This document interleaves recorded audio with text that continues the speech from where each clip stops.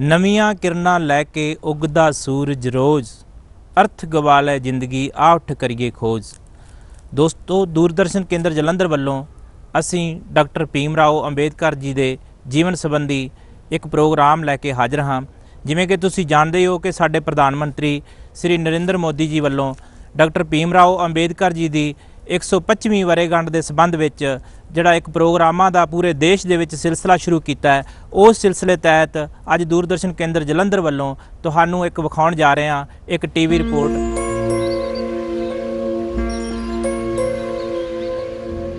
भारतीय संविधान निर्माता डॉक्टर भीमराव अंबेडकर जी की जन्म शताब्दी मनाई जा रही है।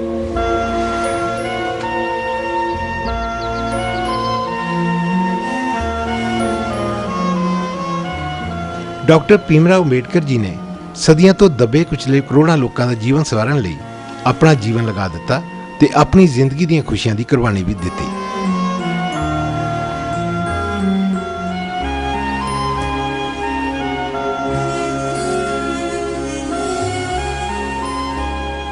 Doctor Bhimrao Ambedkar, B.R. अंबेडकर कैसे जान सकते हैं हमने? लोग कैसे जानते हैं? कुछ कहते हैं उन्होंने संविधान बनाया, कुछ के लिए वह दलितों के मसीहा हैं। तो क्या ये उनके जीवन की, उनके कृतित्व की पूरी व्याख्या है? शायद नहीं। बात इससे आगे जा चुकी है। लेखकों ने, आंदोलनकारियों ने उसकी इस इमेज को, उनकी इस इमेज को, उनकी पहचान को शायद इससे आगे ले गए हैं और लोकल लेवल से शुरू करते हुए, स्थानीय लेवल से शुरू करते हुए वे राष्ट्रीय स्तर तक गए और उसके बाद उनकी ख्याति अंतर्राष्ट्रीय स्तर तक पहुंची।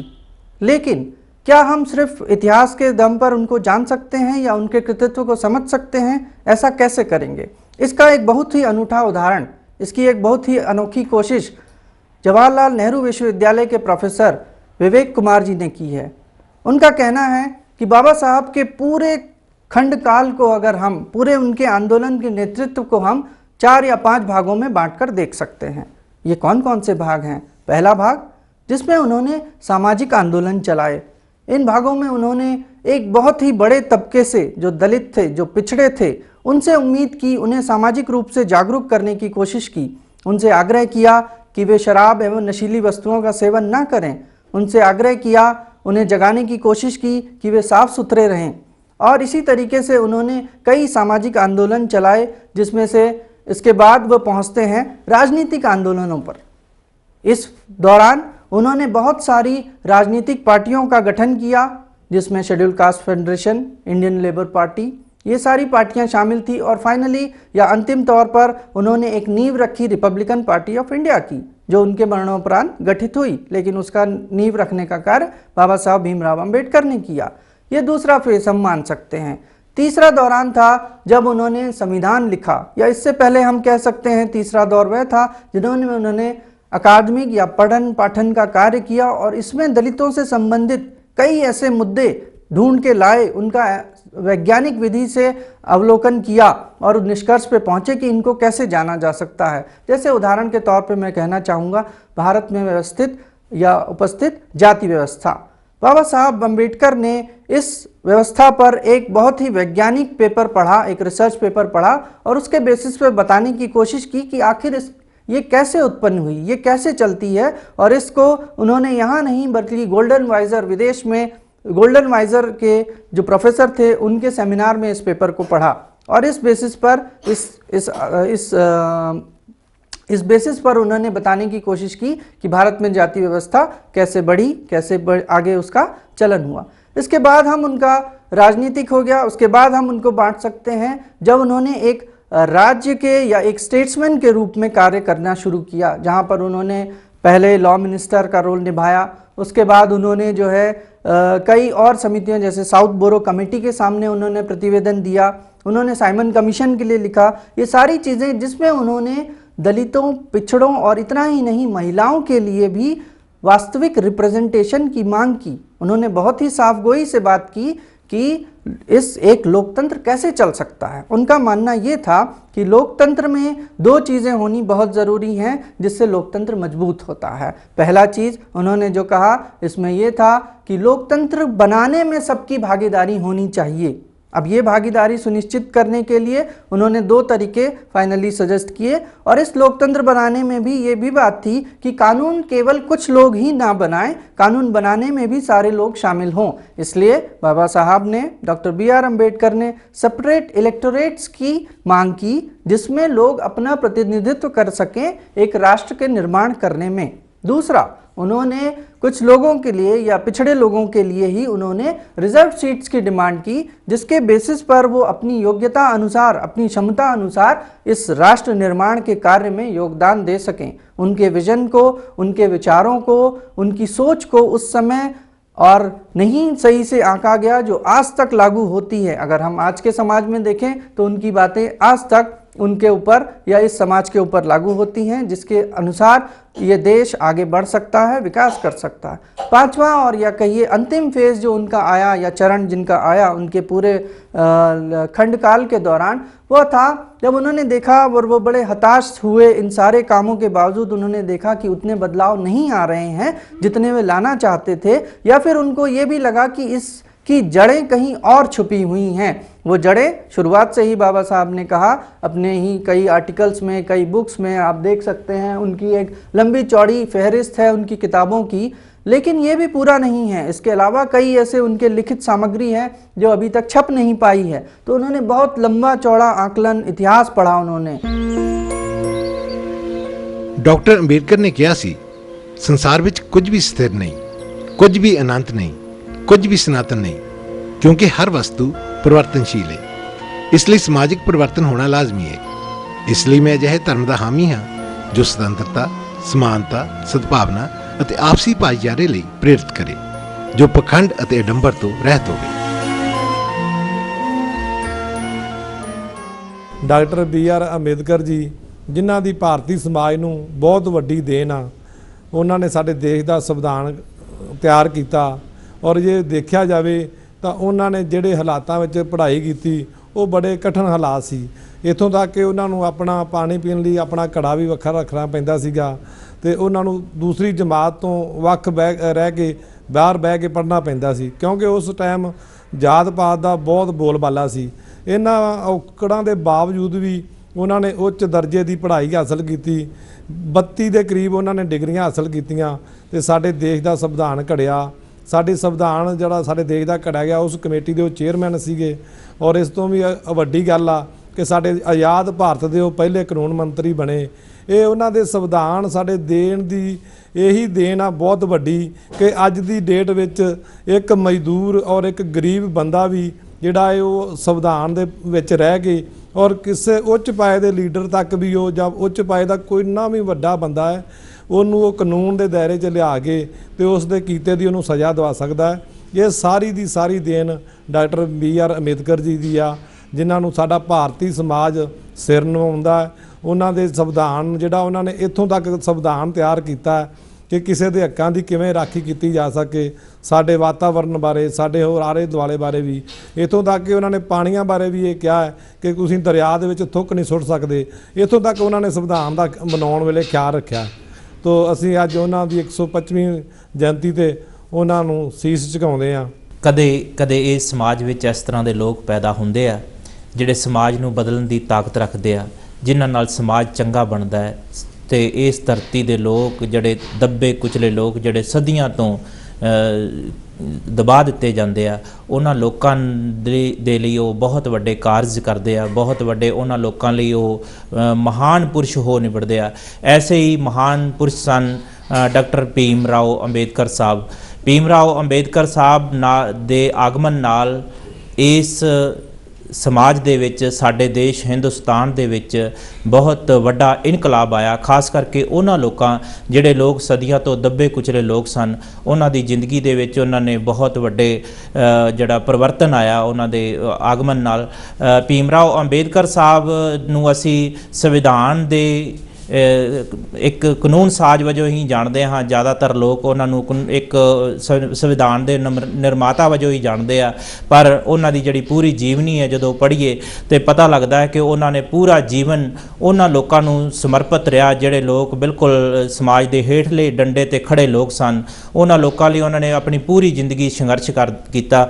ਉਹਨਾਂ ਦੀ ਜ਼ਿੰਦਗੀ ਦੇ ਵਿੱਚ ਕਿਉਂਕਿ ਉਹ ਆਪ ਵੀ ਇੱਕ ਉਸ ਪਰਿਵਾਰ ਦੇ ਵਿੱਚੋਂ ਪੈਦਾ ਹੋਏ ਸਨ ਜਿਹੜੇ ਪਰਿਵਾਰ ਦੇ ਵਿੱਚ ਜਿਹਨੂੰ ਸਕੂਲ ਦੇ ਵਿੱਚ ਦੂਸਰੇ ਬੱਚਿਆਂ ਨਾਲ ਬੈਠਣ ਦੀ ਇਜਾਜ਼ਤ ਨਹੀਂ ਸੀ, ਜਿਹਨੂੰ ਸਮਾਜ ਦੇ ਵਿੱਚ ਦੂਸਰੇ ਲੋਕਾਂ ਦੇ ਖੂਹ ਤੋਂ ਪਾਣੀ ਪੀਣ ਦੀ ਇਜਾਜ਼ਤ ਨਹੀਂ ਸੀ। ਉਹਨਾਂ ਲੋਕਾਂ 'ਚੋਂ ਪੈਦਾ ਹੋ ਕੇ ਉਹਨਾਂ ਨੇ ਇਸ ਧਰਤੀ ਦੇ ਜਿਹੜੇ ਹੇਠਲੇ ਦੱਬੇ ਕੁਚਲੇ ਲੋਕ ਸੀ ਉਹਨਾਂ ਲਈ ਇੱਕ ਬਹੁਤ ਲੰਮੀ ਤੇ ਬਹੁਤ ਵੱਡੀ ਲੜਾਈ ਲੜੀ। ਉਹਨਾਂ ਨੇ ਕੇਵਲ ਭਾਰਤ ਨੂੰ ਹੀ ਨਹੀਂ ਪੂਰੀ ਦੁਨੀਆ ਨੂੰ ਇਹ ਦਰਸਾਇਆ ਕਿ ਉਹ ਇੱਕ ਆਮ ਮਨੁੱਖ ਜਿਹੜਾ ਇੱਕ ਬਿਲਕੁਲ ਹੇਠਲੇ ਪਰਿਵਾਰ ਦੇ ਵਿੱਚੋਂ ਉੱਠ ਕੇ ਕਿਵੇਂ ਜਿਹੜਾ ਉਹ ਦੂਸਰੇ ਲੋਕਾਂ ਦੀ ਭਲਾਈ ਲਈ ਮਦਦਗਾਰ ਸਾਬਤ ਹੋ ਸਕਦਾ ਹੈ, ਸਹਾਈ ਸਾਬਤ ਹੋ ਸਕਦਾ ਹੈ।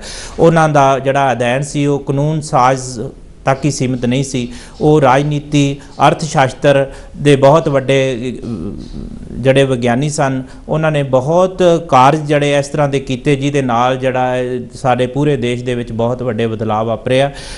ਉਹਨਾਂ ਨੂੰ ਉਹਨਾਂ ਦੀ ਜਿਹੜੀ 125ਵੀਂ ਵਰ੍ਹੇਗੰਢ 'ਤੇ ਅਸੀਂ ਉਹਨਾਂ ਨੂੰ ਨਮਨ ਕਰਦੇ ਹਾਂ, ਉਹਨਾਂ ਦੇ ਸੀਸ ਝੁਕਾਉਂਦੇ ਹਾਂ ਤੇ ਆਸ ਕਰਦੇ ਹਾਂ ਕਿ ਦੇਸ਼ ਉਹਨਾਂ ਦੀਆਂ ਸਿੱਖਿਆਵਾਂ ਤੋਂ ਸਿੱਖਿਆ ਲੈ ਕੇ ਅੱਗੇ ਵੱਧਦਾ ਰਹੇਗਾ। ਡਾਕਟਰ ਅੰਬੇਦਕਰ ਜੀ ਨੇ ਕਿਹਾ ਸੀ, ਅਨਿਆਂ, ਅਤਿਆਚਾਰ, ਅਡੰਬਰ ਅਤੇ ਪਖੰਡ ਨੂੰ ਮੈਂ ਨਫ਼ਰਤ ਕਰਦਾ ਹਾਂ ਅਤੇ ਉਹਨਾਂ ਲੋਕਾਂ ਨੂੰ ਵੀ ਨਫ਼ਰਤ ਕਰਦਾ ਹਾਂ ਜੋ ਇਹਨਾਂ ਦੇ ਹਮਾਇਤੀ ਨੇ। ਆਪਣੇ ਦੇਸ਼ ਨੂੰ ਪ੍ਰੇਮ ਕਰਨਾ ਸੱਚਾ ਰਾਸ਼ਟਰਵਾਦ ਹੁੰਦਾ ਹੈ, ਪਰ ਕਿਸੇ ਵੀ ਕਿਸਮ ਦਾ ਲਾਲਚੀ ਇਨਸਾਨ ਰਾਸ਼ਟਰਵਾਦੀ नहीं हो सकता।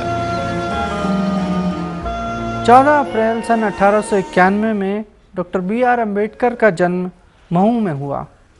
अब ये महाराष्ट्र के थे, लेकिन इनके पिताजी क्योंकि ब्रिटिश सेना में कार्यरत थे, वहाँ हवलदार के पद पर थे, और इनका जन्म इसीलिए महू की छावनी में हुआ और ये अपने पिताजी अपने परिवार की 14वीं संतान थे। इसके पश्चात बाबा साहब ने बड़ी ही कठिन और विषम परिस्थितियों में अपनी शिक्षा को आगे बढ़ाया, क्योंकि उन दिनों पिछड़े समाज के लोगों को, दलितों को पढ़ाना लिखना इतना आसान नहीं था।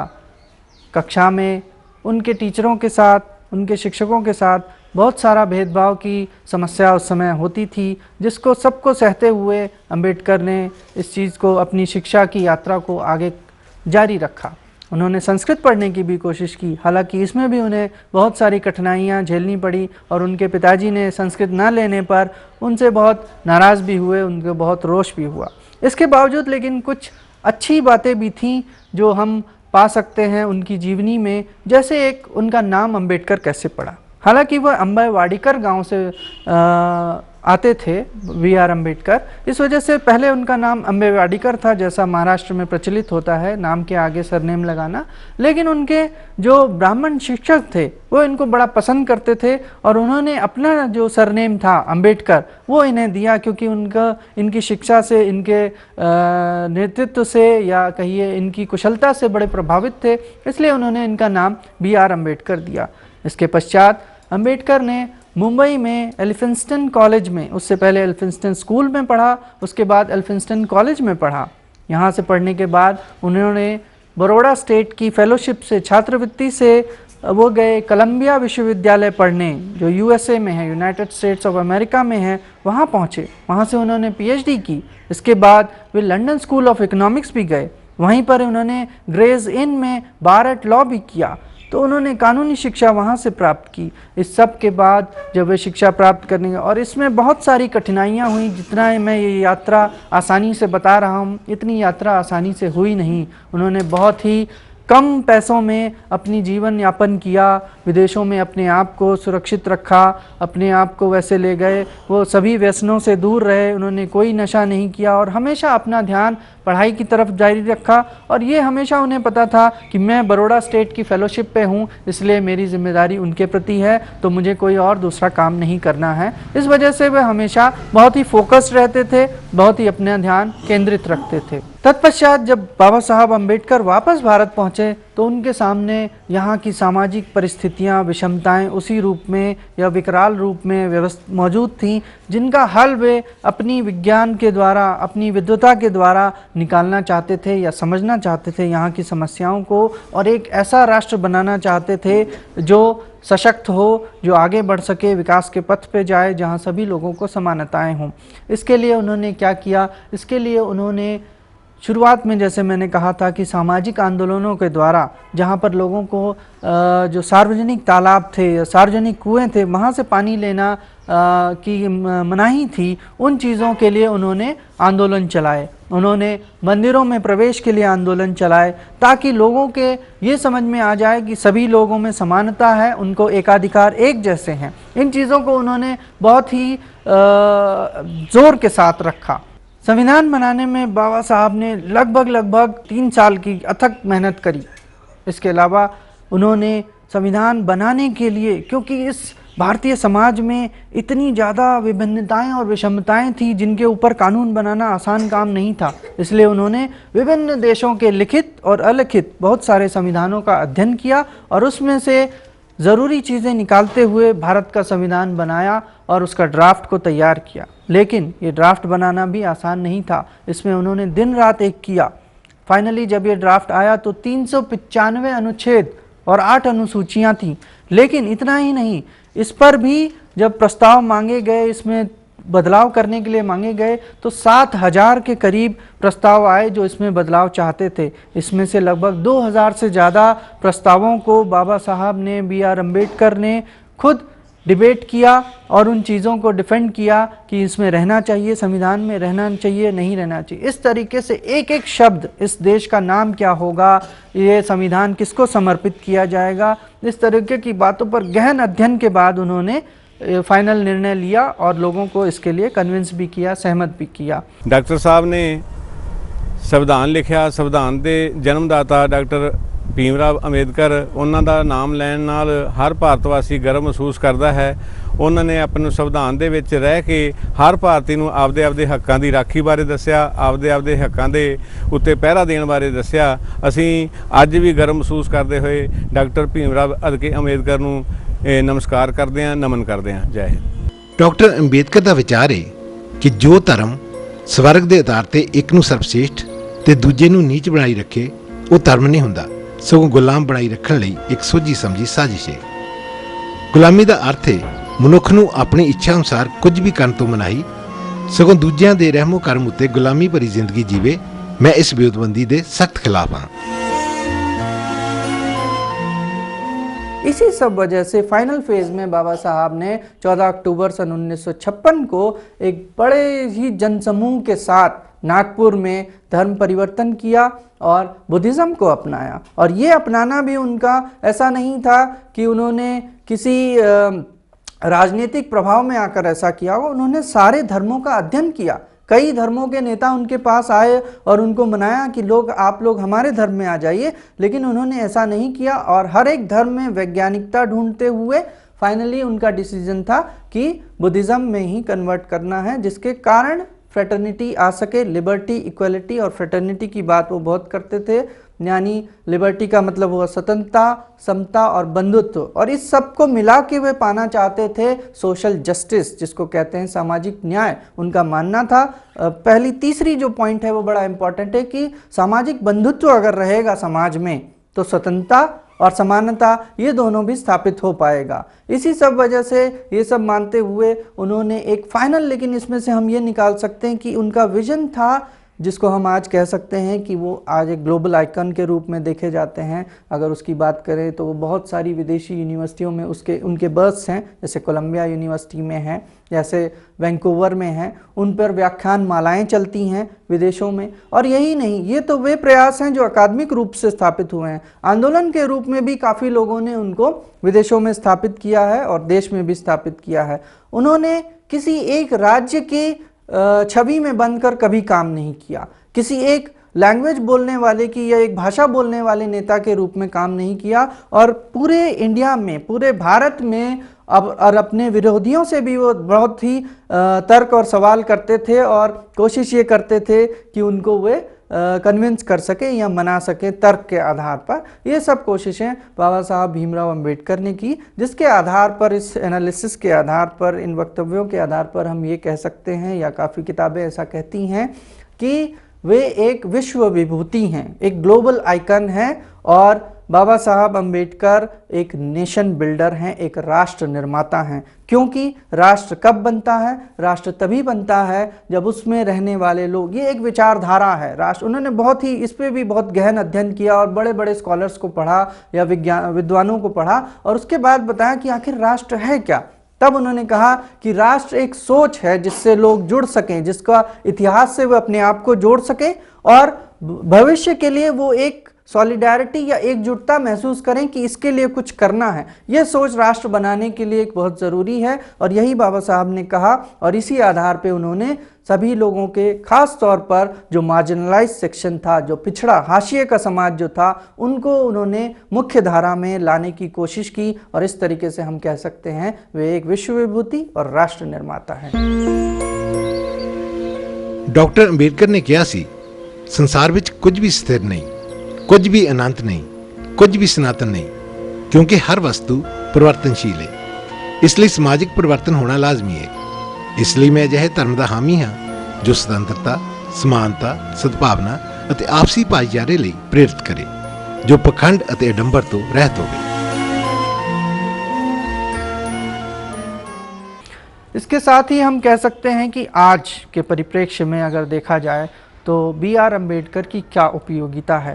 एक विद्वान को, हम एक भाषाविद को, एक वैज्ञानिक को, आप कहिए सामाजिक वैज्ञानिक जो थे, उनको आज हम क्यों याद कर रहे हैं? असल में ज़रूरत इस देश को इसकी है, एक विज़न की है, जिसमें पुराने यहाँ के लोगों ने, उन यहाँ के राजनेताओं ने, यहाँ के सामाजिक विज्ञानियों ने कैसे समझा इस समाज को। जब इस समाज की समस्याएं और बारीकियां हम समझ सकते हैं, तभी इसे आगे ले जा सकते हैं। इसी परिप्रेक्ष्य में भारत सरकार ने अभी हाल ही में 26 नवंबर को मनाना शुरू किया कॉन्स्टिट्यूशन डे के रूप में, संविधान दिवस के रूप में, क्योंकि उस दिन संविधान अडॉप्ट किया गया था।